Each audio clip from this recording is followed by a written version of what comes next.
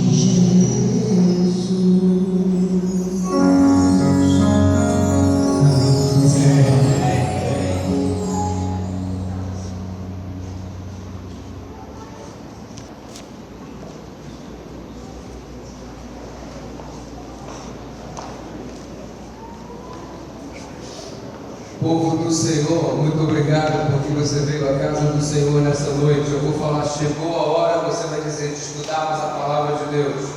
Chegou a hora. Bem, vamos abrir então no livro de 2 Samuel.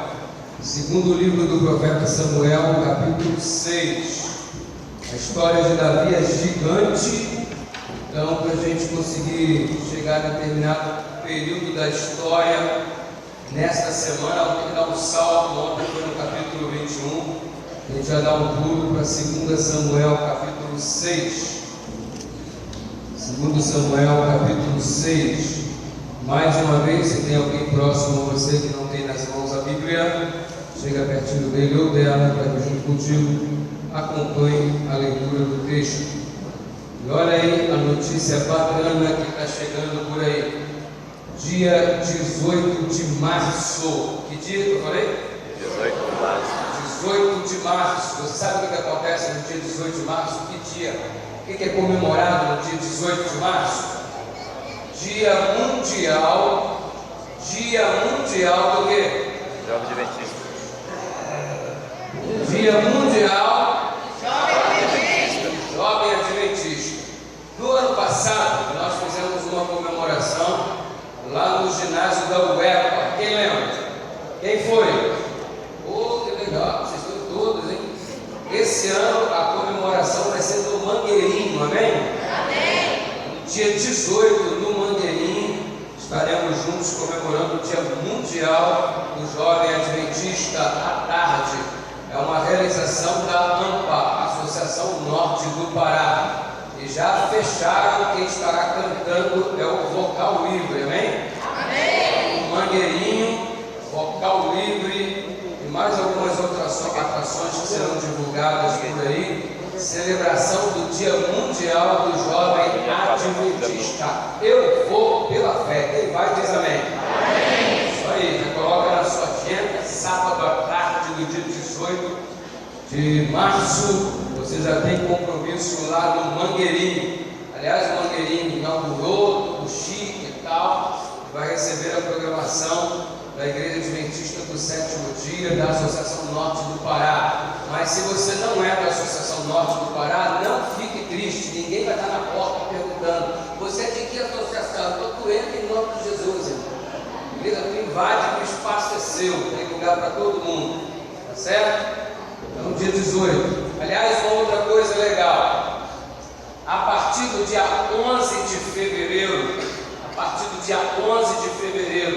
até o dia 18 de fevereiro, você já sabe que vai ser transmitido a semana de oração via satélite, via Facebook e via YouTube. O pastor Fernando Iglesias vai estar pregando a cada uma das reuniões. A transmissão feita aqui a partir da igreja do Marco em Belém, Marco 1, aquela igreja em frente ao Hospital Belém. Então, oi? Não entendi. Em frente ao Grão Pará, em frente ao hospital. Você é uma belinha do hospital. Você está pela fé, você entendeu? Está me criando problema, a perseguição nem começou, você está perseguindo. Então, irmãos, assiste lá na sua igreja, pastor, a gente não tem antena via satélite, assiste pelo Facebook, assiste pelo YouTube, o canal Adventistas Norte.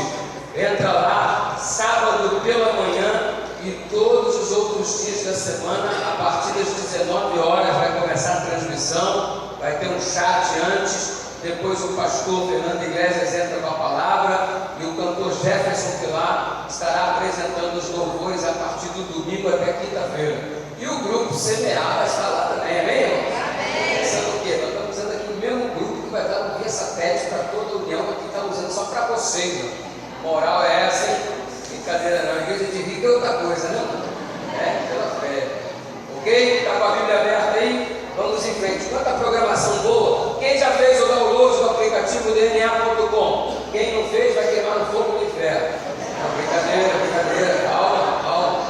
Quem não fez, dá tempo de fazer. A maioria não fez, porque vocês são ricos, vocês usam a plataforma de iOS, da Apple, né? Então, pastor, eu tenho iPhone 7, por isso que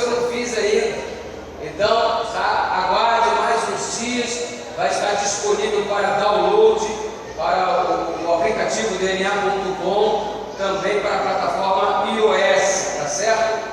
Por hora, você só tem para a plataforma de Google Play. Então, você que tem Android, aí você que tem Samsung, já pode baixar o aplicativo DNA.com. Aliás, de novo aí, quem já tem o aplicativo, levanta a mão. Ok, bacana, bacana. É bom ou ruim o aplicativo? Pode falar, é bom, se é bom, faz assim. Se é ruim, não fala nada não. Fica quietinho, beleza? 2 Samuel capítulo 6, vamos ler a partir do verso 1. A pregação vai até o verso 23, mas nós vamos ler até o verso 11. Se a pregação são 23 versículos, a gente começa agora, 1h da manhã mais ou menos, a gente está terminando. Amém?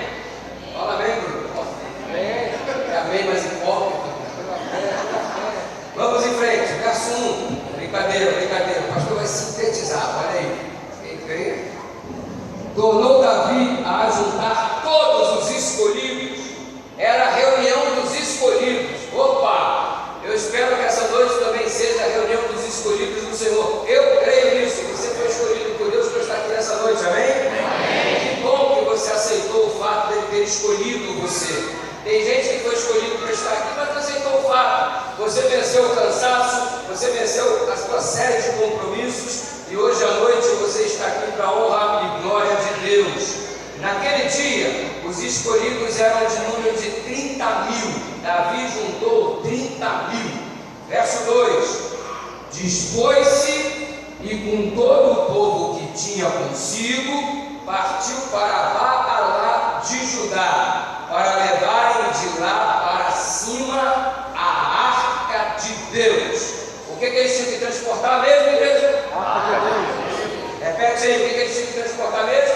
A arca de Deus, sobre a qual se invocava o nome do Senhor dos Exércitos, sobre a qual se invoca o nome, e aí repete, o nome do Senhor dos Exércitos. O que eles estavam transportando? E a arca era usada para invocar o quê? Fala como quem entendeu. Eles estavam transportando o quê? A arca era usada para quê? Vai invocar o nome do Senhor dos Invocar o nome Exércitos. do Senhor dos Exércitos. Quem veio aqui nessa noite invocar o nome do Senhor dos Exércitos, diga amém. Amém. E se assenta acima dos querubins. Verso 3: puseram a arca de Deus num carro novo. Olha que legal. Fizeram um carro novo e levaram da casa de Abinadab, que estava no outeiro, e Uzá e Aiô, filho de Abinadab, guiavam o carro novo. Davi mandou fazer um carro novo para levar a arca do Senhor. Merece ou não merece a arca do Senhor, um carro novo? Merece, claro que merece. O Senhor merece sempre o melhor. Se fosse um carro novo hoje, que carro seria? Land Rover. Olha para mim, vamos levar a arca do Senhor do quê? Honda Civic. Rolls Royce, um Benz, ó, chique. Fizeram um carro novo para levar o que mesmo? A arca do Senhor. E aí puseram a arca do Senhor nesse carro novo, diz o verso 3, e levaram para a casa de Abinadab, que estava no outeiro, e Uzá e Aiô, filho de Abinadab, guiavam o carro novo. Verso 4: levaram-no com a arca de Deus da casa de Abinadab, que estava no outeiro, e Aiô ia adiante da arca. Verso 5: Davi e toda a casa de Israel alegravam-se perante o Senhor. Pastor, como é que era essa alegria assim? Era aquele sorriso disfarçado, porque a reverência e tal. Dá uma olhada como é que era essa alegria. Se você der uma olhadinha aqui no verso mais à frente, você vai perceber o verso 14. Davi dançava com todas as suas forças diante do Senhor. Olha como é que ele estava se alegrando.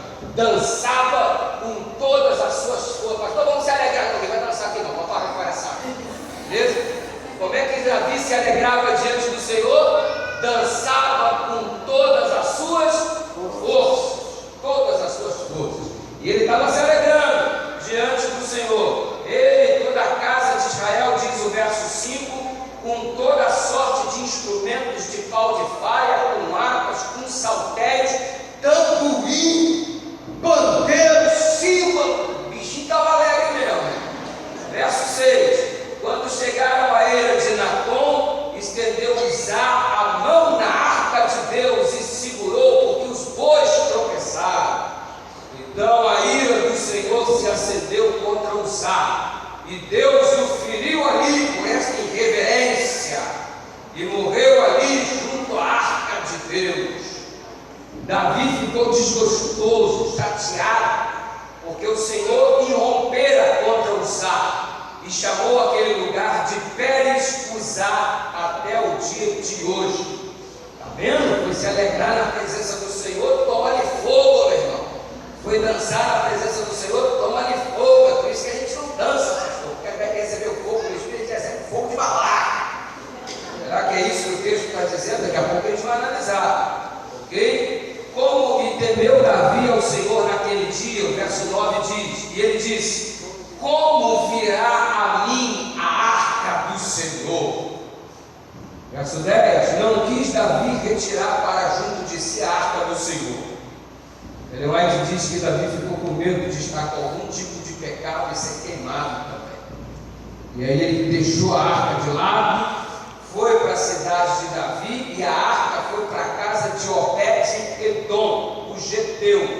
O verso 11 diz que a arca do Senhor ficou na casa de Obed-Edom, o geteu, 3 meses, e o Senhor o abençoou e a toda a sua casa. A história continua do verso 12 em diante, vai até o verso 23. Davi, depois de 3 meses, leva a arca utilizando um novo método que nós vamos estudar. E Mical, quando vê Davi dançando e entrando na cidade, aparece então aquela mulher amargurada, chateada, esculhamba o marido na frente de todo mundo. E se você está acostumado a ser esculhambado por tua mulher na frente de todo mundo, você sabe o que eu estou dizendo. De repente você vai entender o texto bíblico agora de maneira muito clara, né, Bruno? Bruno aí e tal. Então, você toma a esculhambada da mulher, então todo mundo entende o texto, como é que funciona. Eu entendo esse texto aqui perfeitamente bem, irmão. Fácil.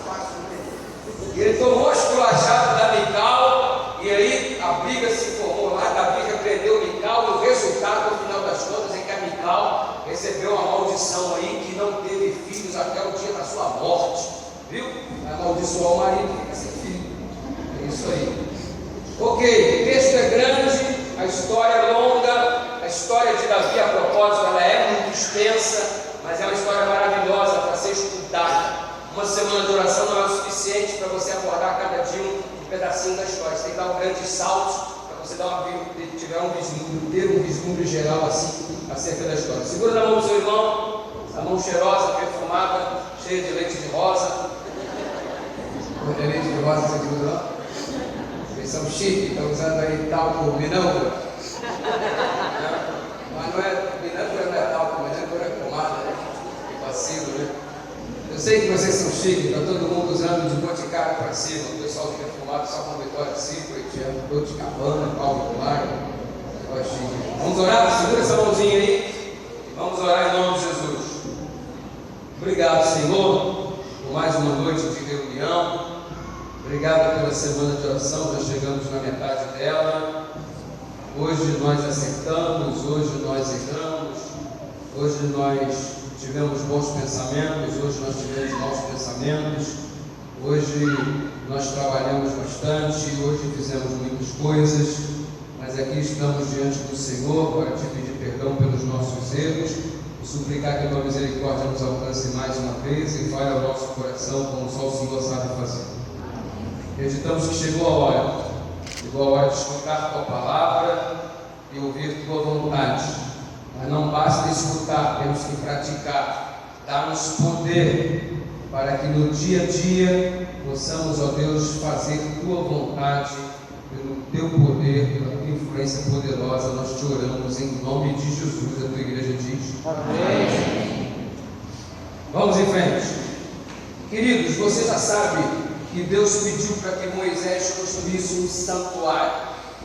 E se você der uma observada, por exemplo, no livro de Êxodo, capítulo 25, verso 8, você vai encontrar esse pedido da parte de Deus para com Moisés.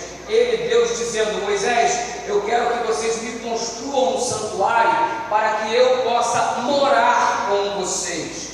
Qual a razão de Deus pedir para Moisés construir um santuário? Ele, o Deus Todo-Poderoso, Criador e Mantenedor do Universo, estava desejando morar com os seus filhos. E o verbo é até o tabernacular, porque um tabernáculo seria construído. Deus iria tabernacular, Deus iria morar no meio do povo. A presença do santuário era símbolo da presença de Deus no meio do povo. E eu não vou ficar chovendo no molhado. Você já sabe como era mais ou menos o santuário, e basta apenas te dar uma reprisada, uma relembrada, de que ele possuía alguns compartimentos. Ou melhor, ele tinha o pátio, e no pátio você tinha o altar do sacrifício. Ali se imolava o cordeiro do holocausto, e o cordeiro, você já sabe quem simbolizava. Quem era? Jesus. Quem era? Jesus. O cordeiro de Deus que tira o pecado do mundo.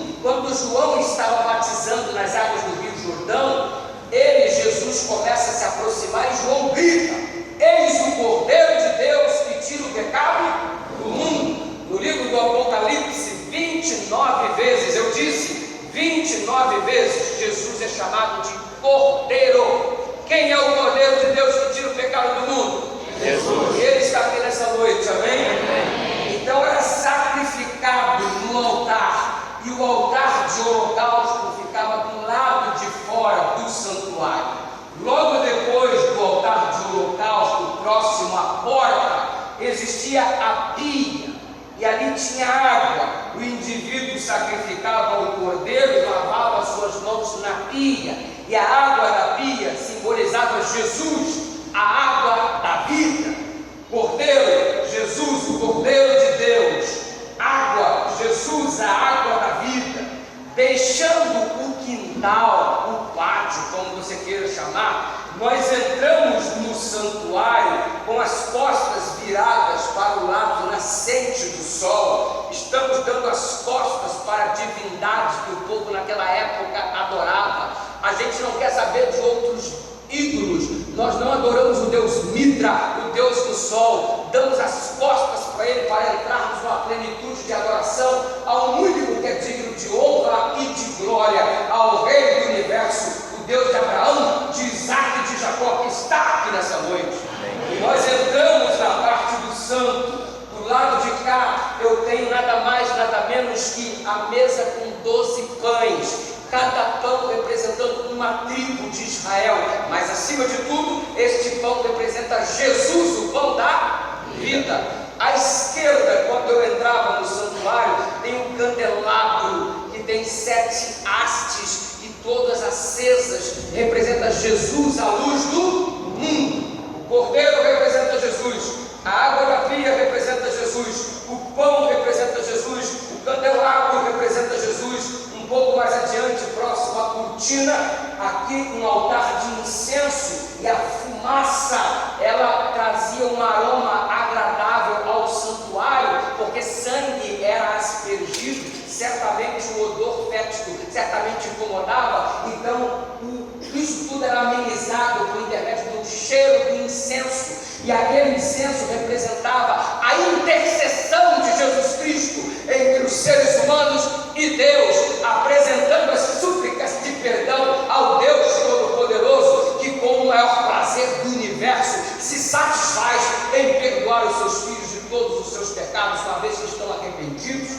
Agora note, o Cordeiro é Jesus, a água da pia é Jesus, o pão é Jesus, o candelabro é Jesus, o altar de incenso é Jesus.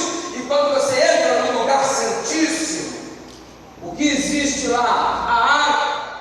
Dentro da arca tem a tábua dos 10 mandamentos e algumas outras coisas mais, mas o que nos importa apenas é a tábua dos 10 mandamentos neste momento. E tem um anjo de um lado, um querubim, e um outro anjo de outro lado, um outro querubim, ambos com as asas fechadas, e estão ali criando todo um ambiente para que o Shekinah, a glória de Deus, se manifeste sobre a arca. Isso é o santuário. E para que ele foi construído? Para Deus morar com seus filhos. E sabe o que é lindo nessa história? O povo de Israel era um povo ingrato, o povo de Israel era um povo mal educado, o povo de Israel era um povo orgulhoso, um povo que não queria saber de Deus. E a despeito da maldição que era o povo de Israel, Deus disse: eu quero morar com vocês. Sabe o que isso se chama? Graça. O povo não merecia, mas Deus veio e está no meio dele. Nós não somos merecedores nesta noite, mas Deus também vem aqui e está em nosso meio. Bendito seja o nome de Deus. Amém. Isso é graça, favor imerecido. E a tábua dos 10 mandamentos dentro da arca da aliança, ela representava o caráter de Deus, porque a lei de Deus representa o caráter de Deus. A lei de Deus, entre outras coisas, traz alusão ao nome de Deus. Não tomarás o nome do Senhor teu Deus em vão. E o nome de Deus representa o caráter, porque na Bíblia nome é caráter. Se o indivíduo é mau caráter, ele recebeu um nome de acordo com o seu mau caráter. Por exemplo, Jacó chamava-se enganador. Por que ele recebeu esse nome? Porque tinha um mau caráter. Quando Deus mudava o nome do indivíduo, mudava porque o seu caráter também havia sido mudado. E ele passou a se chamar Israel, porque a vida foi transformada. O nome revelava caráter. Hoje não. Hoje tu coloca nome porque é nome de artista, porque é nome de jogador de futebol, porque é o nome que você achou bonitinho. Às vezes tu coloca o nome e não sabe nem o que significa. Mas, na época bíblica era diferente. O nome de Deus, o caráter de Deus estava sendo representado por sua lei. A lei exibe o caráter de Deus. Percebe o poder da arca da aliança? Reside no fato de que ela traz uma referência ao caráter do nosso Deus, caráter imaculado, caráter puro, caráter perfeito. Ei, se você fosse escolhido para carregar esta arca de um lado para o outro, como você se sentiria? Privilegiado? Ficaria com medo? Porque afinal de contas, não se pode carregar a arca do Senhor de qualquer jeito. Não se pode simplesmente carregar como se você estivesse carregando um objeto qualquer. Tem que haver algum tipo de preparo, tem que haver algum tipo de solenidade. E o Davi, ele pensou: rapaz, eu vou carregar a arca de Deus. Nossa, que coisa extraordinária. Eu quero um carro novo. Deus merece ou não merece?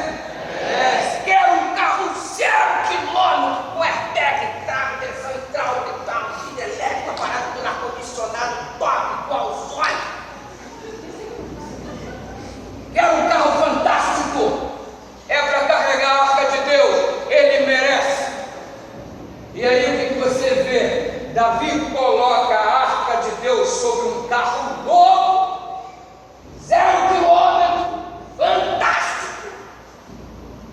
O boi tropeça, a arca se movimenta. Usa, que estava cuidando da arca há cerca de 20 anos, segura na maior boa vontade a arca para que ela não caísse. Quem é que ia querer ver o nome de Deus caindo por terra?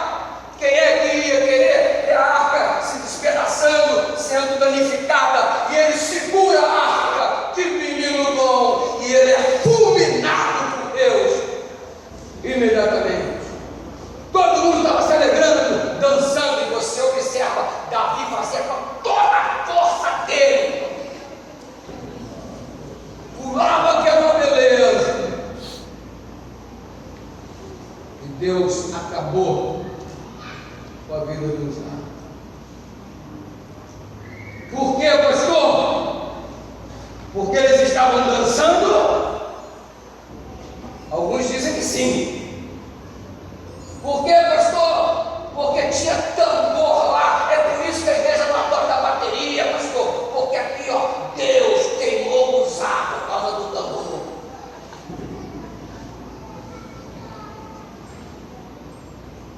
Estuda a Bíblia, irmão, você não falar bobagem.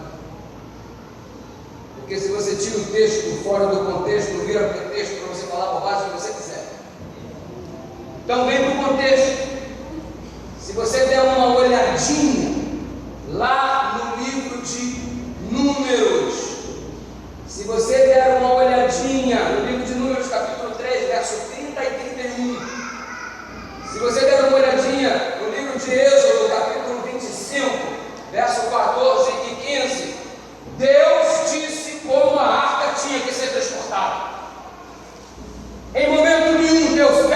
carro novo.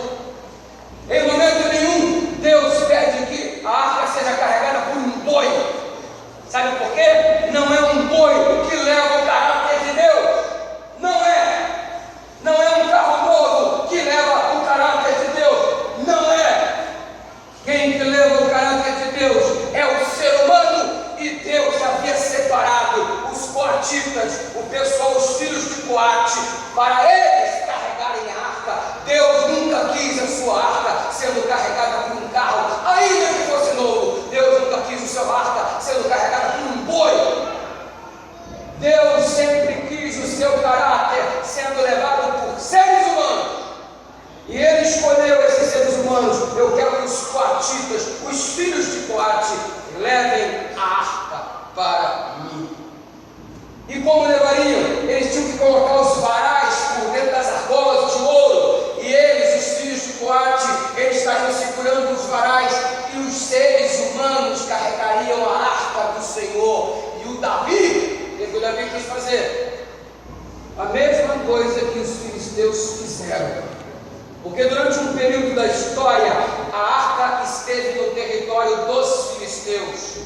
E se você observar o livro de 1 Samuel, capítulo 6, versos 7 e 8, onde ocorre este episódio, e você der uma olhada em capítulos anteriores, você vai perceber que os filisteus colocaram a arca de Deus sobre um carro, sendo puxado por boi. Quem é que carregou a arca assim? Foram os filisteus. O que o Davi fez? Ao invés de se submeter à ordem do Senhor, ele quis carregar a arca de Deus como os filisteus fizeram. Ei, nós estamos nesse momento vendo o rei de Israel praticando o que os filisteus praticam, querendo imitar o que os filisteus fazem. E Deus encarou tudo aquilo como um processo de irreverência. Pergunta, pastor, ou não? Por que então Deus não queimou os filisteus e queimou só o Uzá? Simples. Se você observar o comentário de Ellen White, ela diz assim: Deus tolerou a atitude dos filisteus por causa da falta de conhecimento. Mas o conhecimento fazia parte do povo de Israel. O Uzá sabia como a arca devia ser carregada. O Davi determinou: eu quero um carro novo. Ele não falou nada, porque era o rei que estava falando. Os levitas sabiam como a arca tinha que ser carregada. Quando o Davi determinou, ninguém se pronunciou. Davi, não foi assim que Deus disse, não. Porque era o rei que estava falando, todo mundo se encolheu. Sacrificaram a verdade no altar da paz para ficar de boa com o rei, abriram mão da orientação de Deus. Ei, a mesma mão que abençoa, queridão, é a mesma mão que pesa também. E sabe quando que essa mão vai pesar mais? Sabe onde é que essa mão vai pesar mais? Sobre nós que nos julgamos detetores da verdade.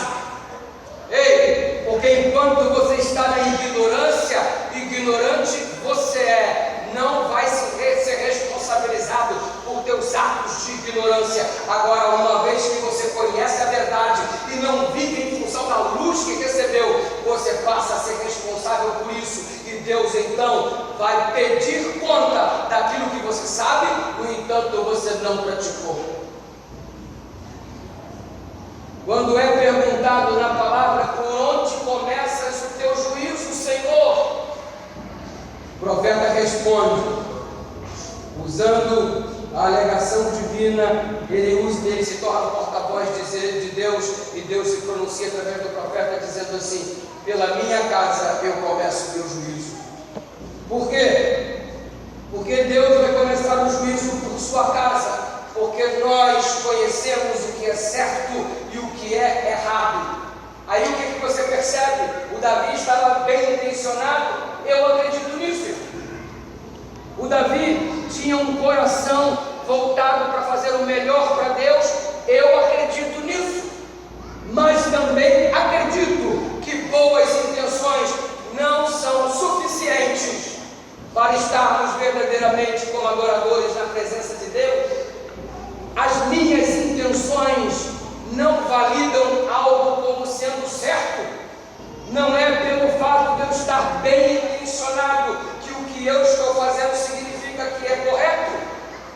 E a gente vive neste papo de intenção. O que vale é a intenção. O que vale é a intenção. E muitas vezes, para justificar nossa mediocridade, tu compra um presente furreca, chega perto do teu filho. Ó, filhinho, o que vale é a intenção. O moleque vai advogado. Intenção. Queria um brinquedo maneirão, controle remoto e tal. Eu queria um videogame maneirão, espertão. E tu vem pra cá com o negócio de intenção.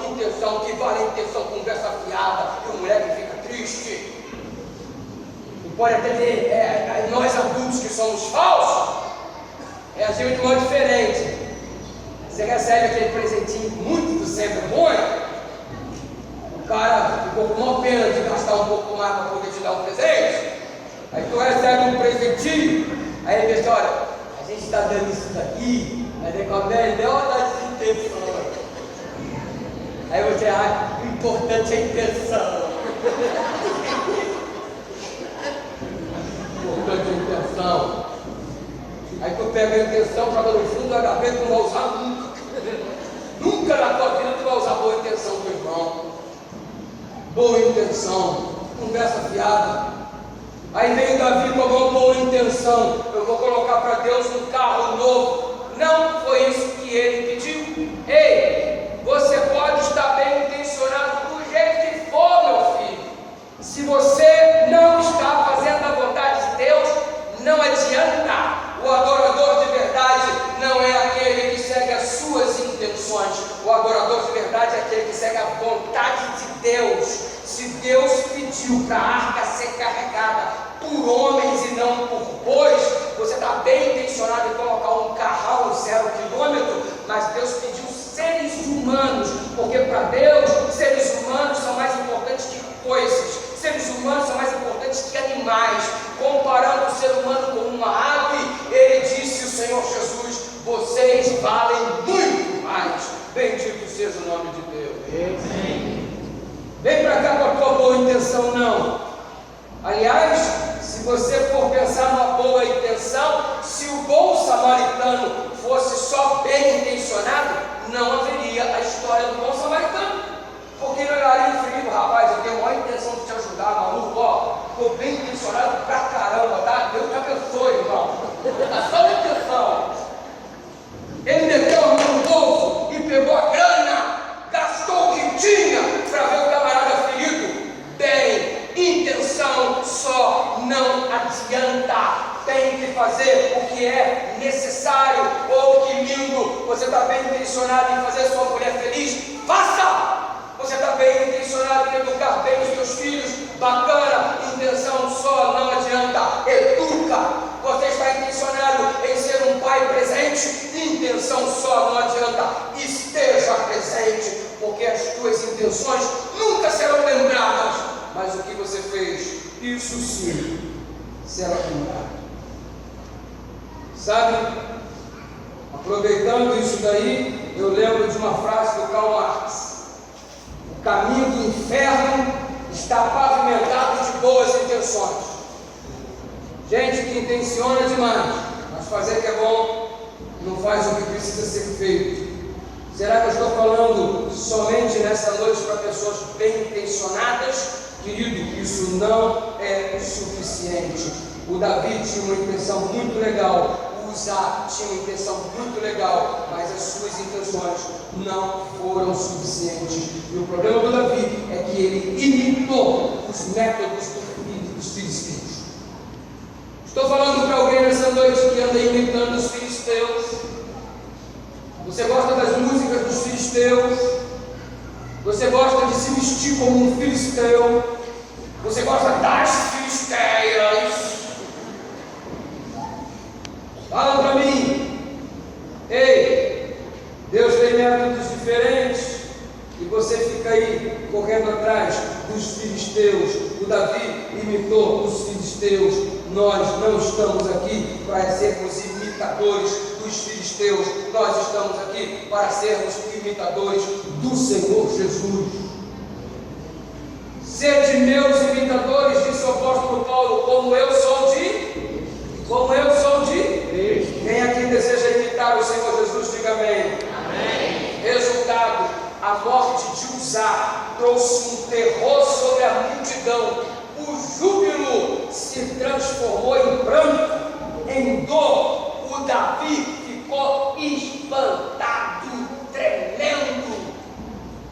Resultado: Ellen White diz que Davi pôs em xeque a justiça de Deus.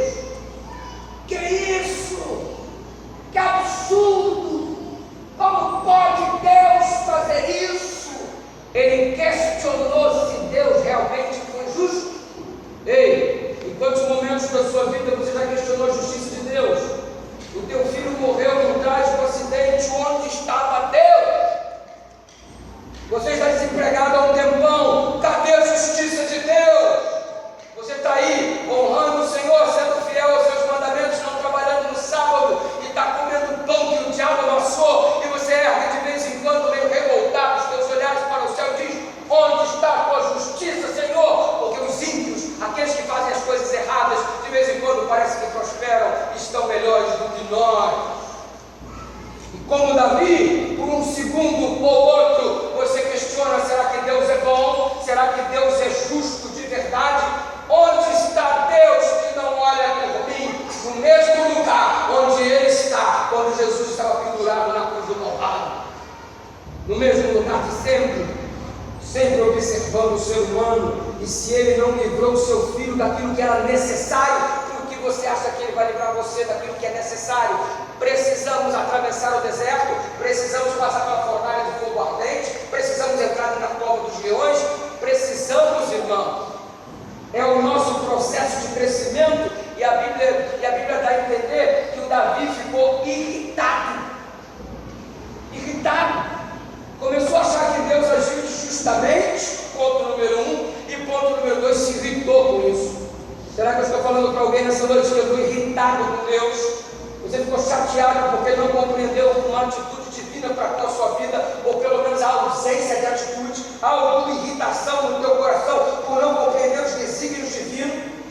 Sabe qual é a preocupação do Davi? Agora todo mundo vai pensar que Deus não aprova mais o meu reino. Agora todo mundo vai imaginar que eu não tenho intimidade com Deus, porque se Deus fez essa intervenção tão drástica sobre minha liderança, isso significa que Deus não aprova a minha realeza, Deus não mais é meu íntimo. Muito bem, a arca permaneceu ali na casa de Obed-Edom. Davi não teve mais coragem de mexer com ela. Sabe por quê? É isso aí mesmo, Lorotão. No caráter de Deus não se brinca, não. Era o símbolo da presença e do caráter de Deus. Como é que você se apropria do caráter de Deus, se denomina cristão e está jogando o nome de Deus na lata do lixo com essa vida toda torta que você tem? Os vizinhos olham para você: esse tipo de cristão eu não quero, essa igreja não dá para mim não, porque esse cara, se ele é crente com a vida desse jeito, eu estou fora. Em vez de funcionarmos como o bom perfume de Cristo, estamos exalando um odor de uma ausência de comunhão. E aqui está o Davi chateado. Agora eu preciso avaliar algo com você, algo que tem sido vítima de más interpretações. Você já percebeu por que a ira do Senhor se acendeu? Você já percebeu por que Deus manifestou a sua glória e consumiu Uzá? Porque estava sendo feito algo que ele não pediu, completamente diferente da sua orientação. Este era o pecado, este era o problema. Tem gente que alega que a alegria era o problema, porque eles estavam pulando, se alegrando, cantando, tocando os instrumentos, a banda mandando a todo vapor. Deus não se agradou e consumiu. Não. Se esse fosse o motivo, Davi não teria repetido o que ele havia feito no primeiro momento de transporte da arca. Porque veja, no primeiro momento, quando Uzá foi consumido, Davi estava dançando, pulando os instrumentos, tocando com muita alegria. No segundo momento, quando a arca é levada com sucesso. Do mesmo jeito, Davi estava pulando, tocando e pulando com alegria. Nos dois casos ele fez a mesma